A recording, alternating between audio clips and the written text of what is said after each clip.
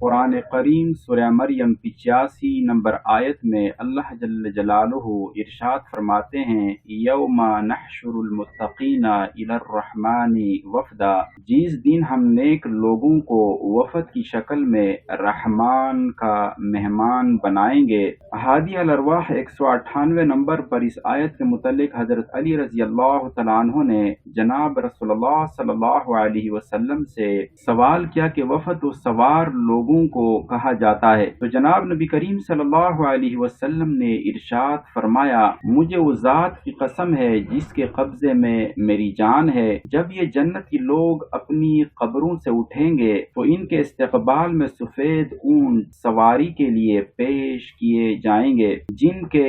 پر لگے ہوں گے اور ان پر سونے کے کجاوے سجے ہوں گے، ان کے جوتوں کا تسمہ نور سے چمکتا ہوگا، ان اونٹوں کا ہر قدم تحت نظر پر پڑتا ہوگا۔ اس طرح سے یہ جنت تک پہنچیں گے تو اچانک سرخ یاقوت کا کنڈا سونے کے کواڑوں پر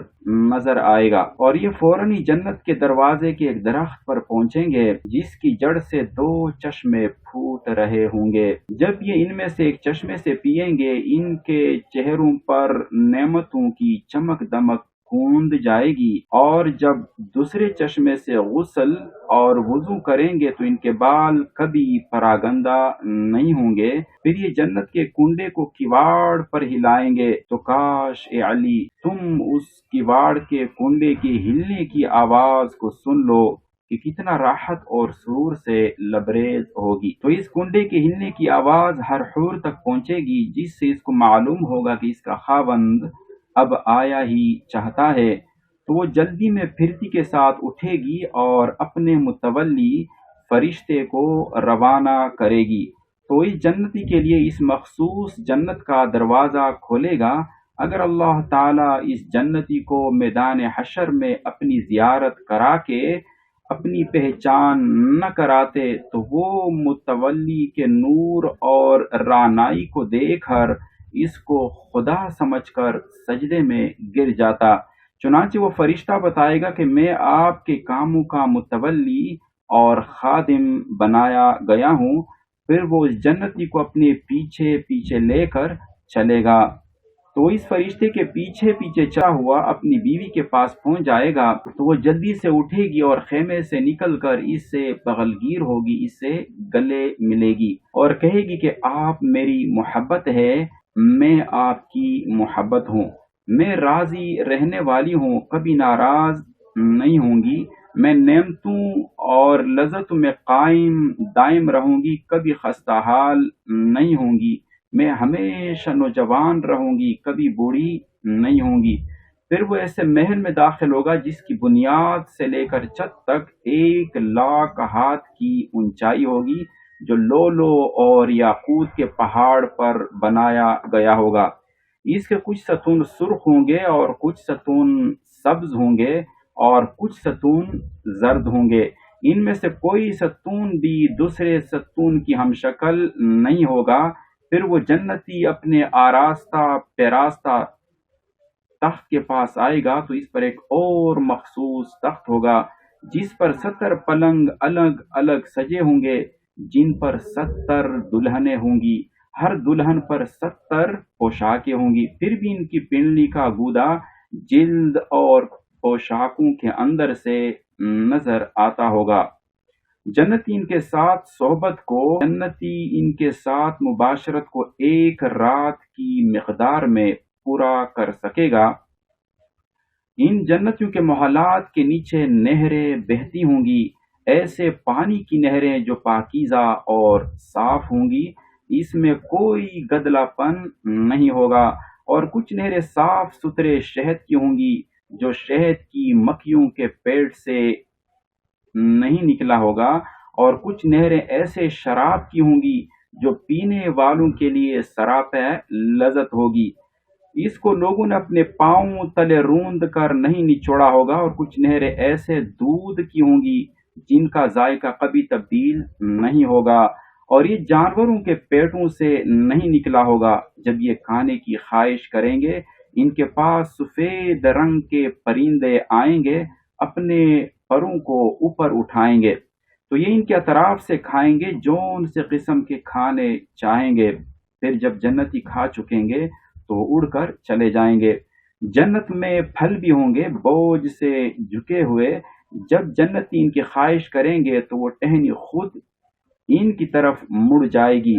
تو وہ جس قسم کے پھل چاہیں گے کھائیں گے، کھڑے ہو کر چاہے یا بیٹھ کر چاہیں یا ٹیک لگا کر۔ اسی کے متعلق اللہ تعالیٰ کا ارشاد ہے وَجَنَّ الْجَنَّتَيْنِ دَانٍ،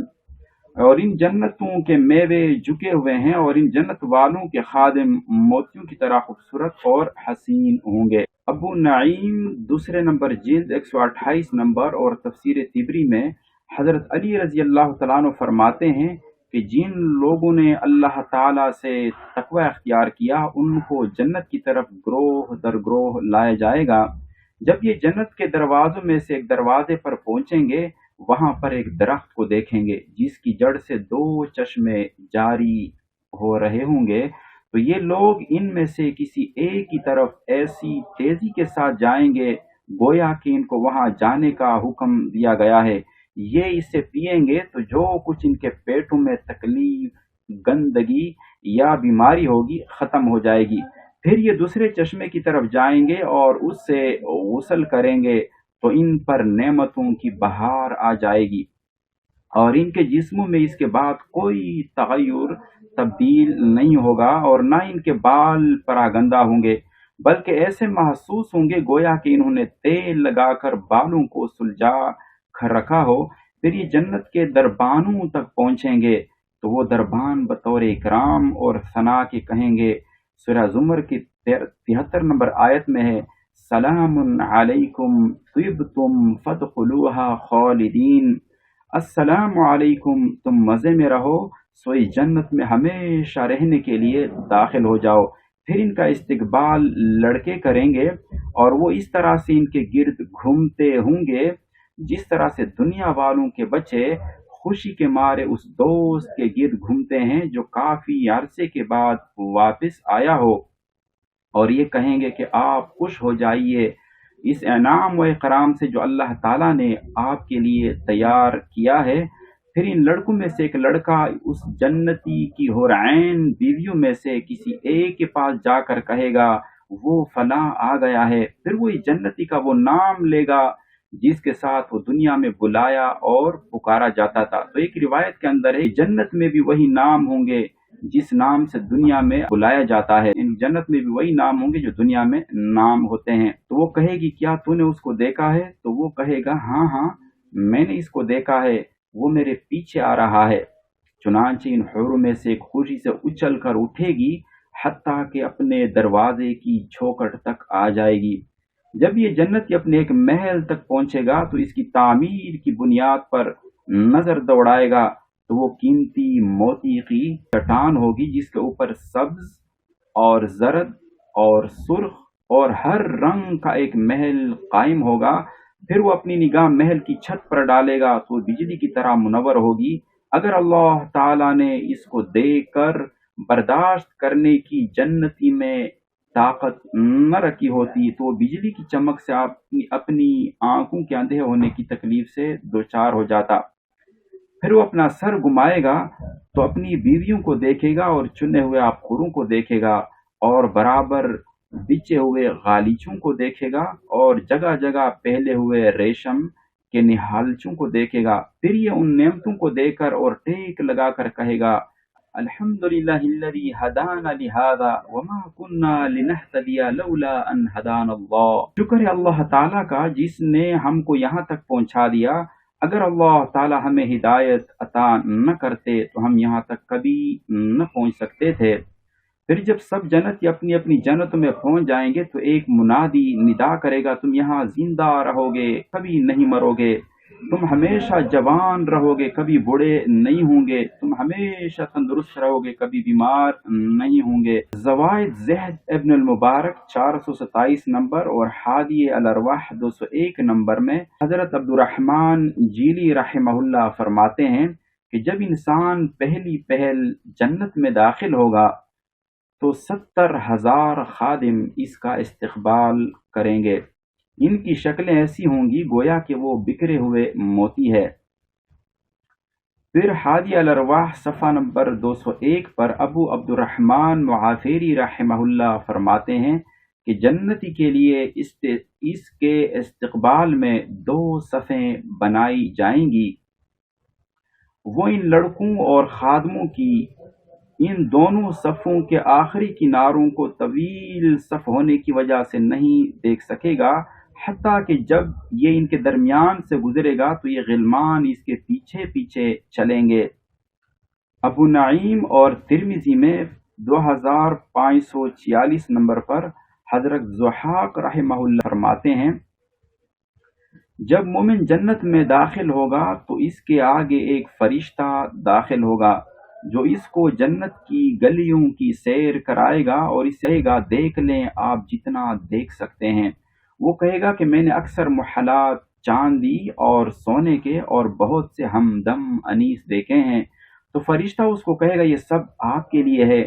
حتیٰ کہ جب یہ ان کے پاس پہنچے گا تو وہ ہر دروازے سے اور ہر جگہ سے اس کا استقبال کریں گے اور کہیں گے ہم آپ کے لیے ہیں، ہم آپ کے لیے ہیں۔ پھر وہ فرشتہ اس جنتی کو کہے گا چلیے، پھر پوچھے گا آپ نے اب کیا دیکھا؟ تو وہ کہے گا میں نے اکثر رہائش گاہیں خیموں کی شکل میں اور بہت سے ہمدم انیس دیکھے ہیں۔ تو وہ کہے گا یہ سب آپ کے لیے ہے۔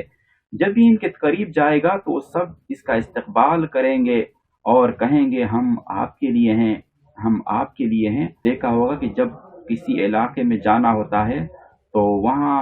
علاقے والے کے ایسے شخص کو مدعو کیا جاتا ہے سیر کرانے کے لیے کہ جس کو وہاں کا علم ہوتا ہے۔ تو اس طرح فرشتے کو سیر کرانے کے لیے اللہ تعالیٰ اس کو دیں گے کہ یہ فرشتہ جنتی کے ساتھ جنت کا سیر کروائے۔ حضرت ابن عباس رضی اللہ تعالیٰ عنہما کے خادم حضرت قصیر بن ابی کثیر رحمہ اللہ فرماتے ہیں ہر ایک جنتی انسان کے ساتھ ایک فرشتہ مقرر کیا جائے گا۔ جب جنتی کو جنت کی خوشخبری سنائی جائے گی اور بتایا جائے کہ آپ کے لیے جنت کا فیصلہ کیا گیا ہے تو فرشتہ اس کے دل پر ہاتھ رکھے گا۔ اگر وہ ایسا نہ کرے